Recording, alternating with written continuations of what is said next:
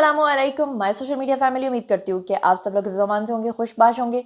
सियासी तज्ज़ियों और तबसरों के साथ आपकी खिदमत में हाजिर हूँ। चलिए शुरू करते हैं पहली खबर से। अच्छा जी, अब जो पहली खबर आपके साथ शेयर करने जा रही हूँ उसके ऊपर एक वबाल मचा हुआ है। आपको पता है कि हफीजुल्लाह न्याज़ी साहब जो कि हसन न्याज़ी के वालिद हैं और इमरान खान जो हैं उनकी जो बहन है उनके वो शौहर हैं।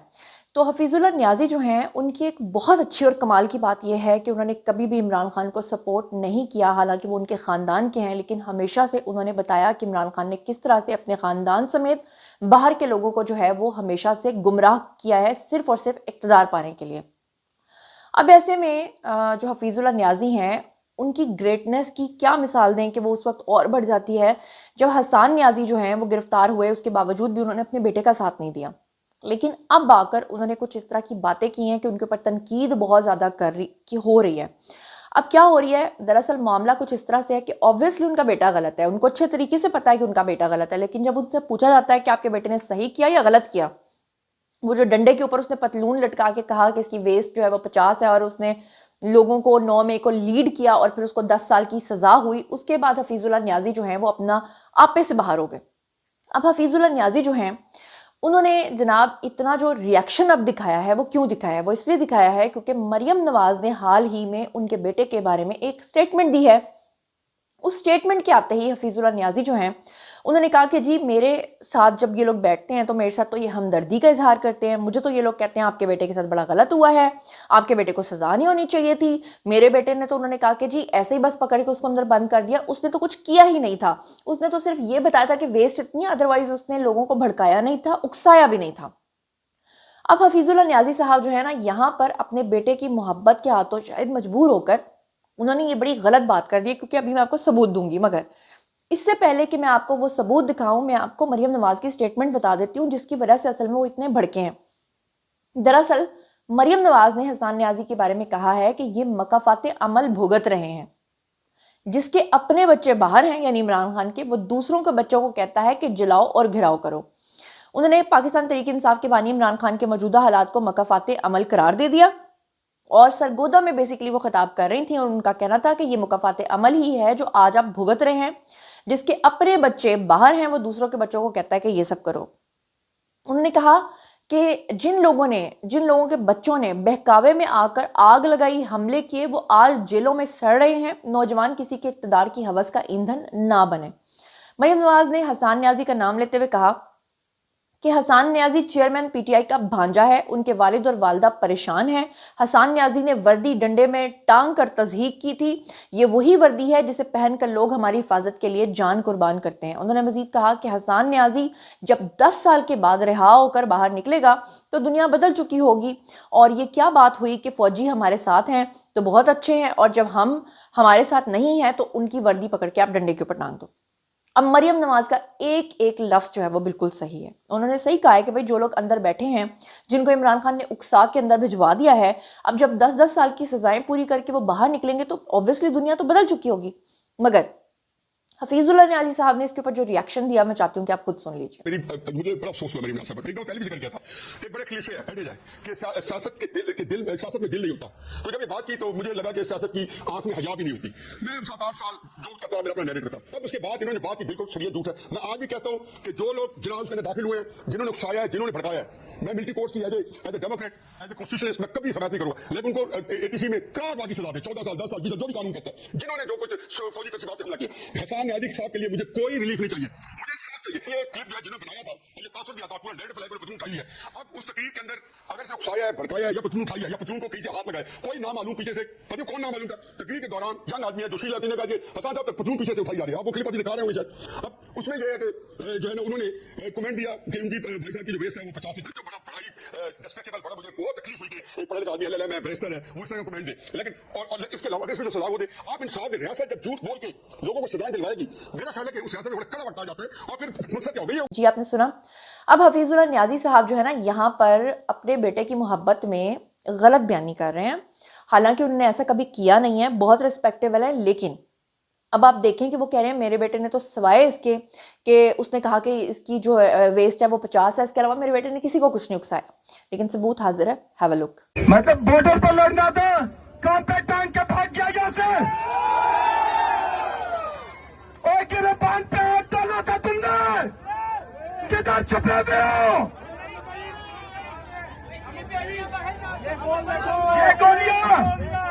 ये गोलियां देखो। और कोई तो बंदा घर चला जाए, गोलियों से क्यों नहीं डर रहा है? और क्यों नहीं जाते घर? ये गोलियां और ये फूल है फूल। पूरे में नतीजाज रख रही है, हमें पूरा में रहने दो, वरना चिड़ियाघर में भी घुस जाऊंगा, GHQ में भी घुस सकते हैं, इधर भी घुस सकते हैं, एयरपोर्ट भी बंद कर सकते हैं, रेलवे स्टेशन बंद कर सकते हैं। हम कह रहे हैं हमारा जान रिहा करो। इसके पीछे वर्दी है, इसके पीछे वर्दी है।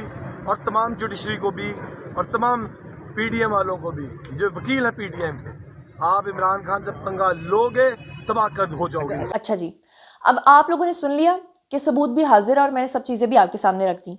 अब दूसरा मैं आपको बताऊं कि पीटीआई से जिसका ताल्लुक हो वो किसी की कैरेक्टर असैसिनेशन ना करे, वो उसकी तज़हीक ना करे, ऐसा हो नहीं सकता, कभी नहीं हो सकता। अब उसकी मैं आपको एक बड़ी एग्जाम्पल देती हूँ। वो कैसे?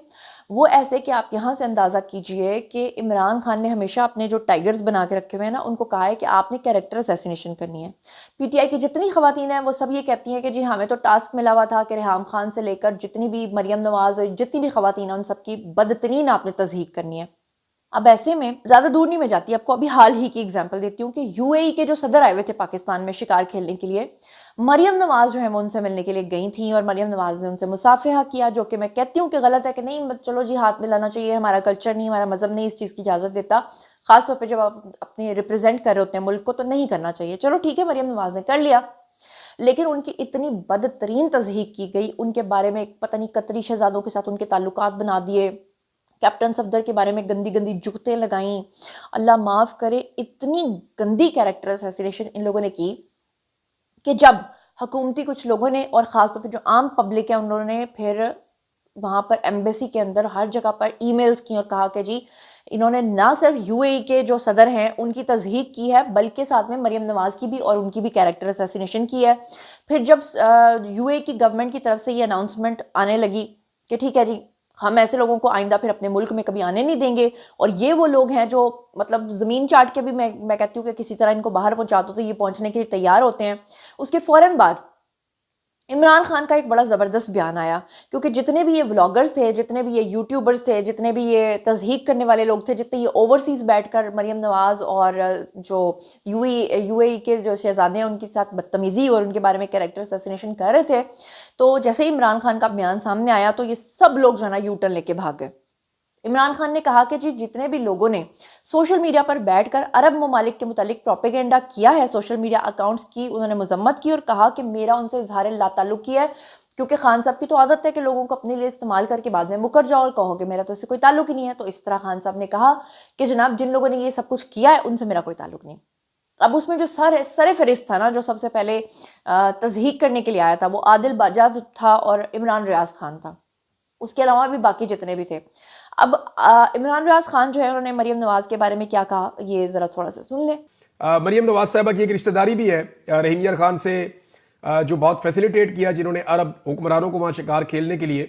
उनमें एक शख्सियत है जिनसे मरियम नवाज साहबा ने अपनी एक बेटी भी उनके साथ, उनका शादी भी हुई है, तो ये इसलिए ज़्यादा बेहतर जानते हैं सारे, मुनीर साहब हैं। तो नादरीन ये जो मामला है यहाँ पे एक हाथ मिलाने का मामला ज़रा कंट्रोवर्शियल हो गया। मरियम नवाज साहिबा ने हैंड हग किया है शहबाज गिल साहब के से, मैंने पहली दफ़ा ये लफ्ज़ सुना हैंड हग, फिर मैंने उसको वो करके देखा, उसको गूगल करके देखा, तो वाकई में जिस ताज़ीम के साथ मरियम नवाज साहिबा ने उनका हाथ पकड़ा, यानी इसको आप जेस्चर कह सकते हैं, एक ताज़ीम का, एक आजिज़ी का एक जेस्चर है, वफादारी के जज्बात का इजहार है जो मरियम नवाज साहिबा ने अरब हुक्मरान के साथ किया, लेकिन पाकिस्तान के कल्चर के मुताबिक नहीं है।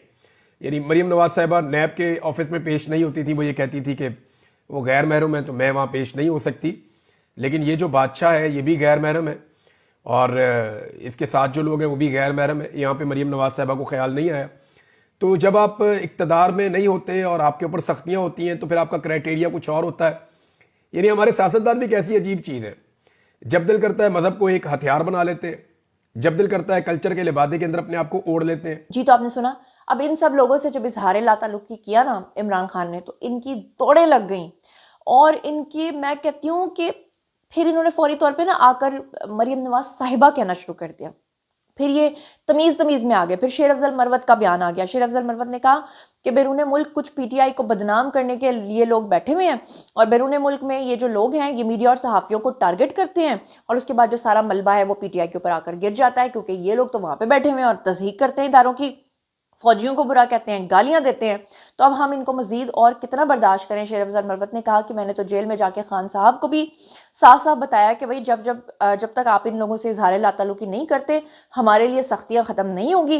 खान साहब ने जैसे ही देखा फौरी तौर पे, वही खान साहब जो कहा करते थे ना कि ये मेरे टाइगर्स हैं, सोशल मीडिया टाइगर्स, उन्होंने कहा जी ये तमाम सोशल मीडिया टाइगर्स जो हैं इनसे मेरा इजहार लाताल्लुकी है, मेरा इनसे कोई ताल्लुक नहीं है। तो जनाब अब आपको समझ आई कि खान साहब किस तरह से फिर तस्दीक करवाते हैं और बाद में फिर कह देते हैं कि जनाब मेरा इनसे कोई ताल्लुक नहीं। बाय द वे एक और ख़बर आपको दे दूं कि हसन न्याजी के बारे में सुनने में आया, एक ख़बर मुझ तक पहुंची है कि इमरान खान जो है वो हसन न्याजी को गालियां दे रहे थे और बहुत बुरा भला कह रहे थे। और कुछ दिन पहले भी मैंने आपको खबर दी थी कि खान साहब जो हैं वो जब गुजरे तो हसन न्याजी को इग्नोर करके गुजर गए, जिसके बाद हसन न्याजी जो है वो काफ़ी अपसेट हुए हैं। हलीमा खान जब पहुंची इमरान खान के पास कि आपने क्यों हसन न्याजी के साथ इस तरह किया है, तो खान साहब ने कहा कि जी मुझे साफ पता है कि जब भी मैं कोई प्लानिंग करता था और हसन न्याजी वहाँ पर मौजूद होता था मीटिंग में, तो वो जाके अपने बाप हफीजुल्लाह न्याजी को बताता था और इस तरह से वो खबर जो है वो हफीजुल्लाह न्याजी के थ्रू आगे इस्टेब्लिशमेंट तक पहुँच जाती थी। तो जब उन्होंने अलीमा खान ने पूछा कि आपको कैसे ये बात पता है, तो उन्होंने कहा जी बुशरा बीबी ने मुझे बताई है। और बुशरा बीबी की और अलीमा खान की जो 36 का आंकड़ा चल रहा है उसके बारे में तो ऑलरेडी मैं आपको बता चुकी हूँ। बहरहाल जाते जाते एक और खबर आपको दे देती हूँ जनाब। इस्लामाबाद में एक ऑपरेशन हो रहा था और उसके बारे में भी बड़ा प्रोपेगेंडा किया जा रहा था, लेकिन आपको मैं बता देती हूँ कि वो ऑपरेशन किस चीज़ का था। आपको पता है कि अफगान मुहाजिरीन को जो है वो अल्टीमेटम मिला हुआ था कि जी अपने अपने मुल्कों में जाएं। तो इस्लामाबाद में जो जारी ऑपरेशन है वो बेसिकली गैर कानूनी मुहाजिरीन की वापसी का मंसूबे का हिस्सा है। डिप्टी कमिश्नर इस्लामाबाद जो हैं उन्होंने तस्दीक की है कि वो अफगान शहरी जिनके पास दुरुस्त दस्तावेज़ात हैं वो ACC और POR वीज़ा या तीसरे मुल्क के लिए फहरिस्त में जो शामिल हैं वो वापस नहीं भेजे जा रहे, जबकि जिनके पास शनाख्ती दस्तावेज़ात नहीं हैं और जिनके पास प्रॉपर कागजात नहीं हैं उनको वापस भेजा जाएगा। और शनाख्ती दस्तावेज़ात जो हैं वो कहा गया कि अपने साथ रखें। खसूसी सहूलत मरकज़ भी कायम कर दिया गया है ताकि अफगान शहरी जो हैं वो अपनी दस्तावेज़ात जो है उनकी तस्दीक करवा सकें और सोशल मीडिया पर गलत बयानी से जो है बराए मेहरबानी गुरेज किया जाए। और अफसोस की बात यह है कि उनके बारे में भी गलत खबरें फैला के कहा जा रहा है कि उनको पता नहीं ऐसे जुल्म करके निकाला जा रहा है, तो ये सब झूठी बातें। जनाब ये था आज का वीडियो। बारी जी आप लोगों की आई कमेंट सेक्शन में और बताइए आप इस बारे में क्या सोचते समझते हैं। जो कुछ भी आप सोचते समझते हैं शेयर कीजिए, पर्सनली जवाब दूंगी। मजीद खबरें, व्लॉग्स, इंटरव्यूज़ और साथ ही तज़किये जानने के लिए मेरे साथ कनेक्टेड रहना हरगिज़ मत भूलिएगा। चैनल को सब्सक्राइब कर लीजिएगा। अपना बहुत ख्याल रखिएगा। अल्लाह ने के बाद।